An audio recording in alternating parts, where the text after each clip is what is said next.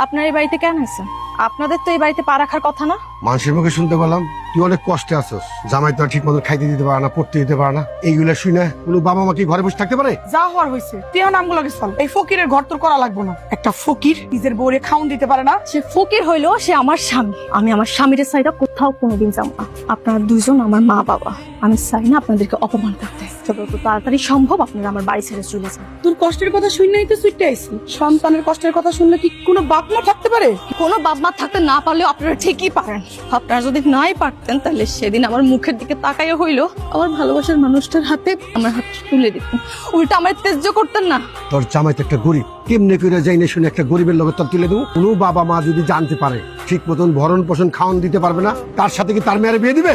জীবনে খাওয়াটাই কি সব? খাওয়াটাই যদি সব হইতো না, মানুষ শুধুমাত্র খাওয়ার পিছনে ছুটতো। মানুষের মনে ভালোবাসা বলে কিছু থাকতো না। আমার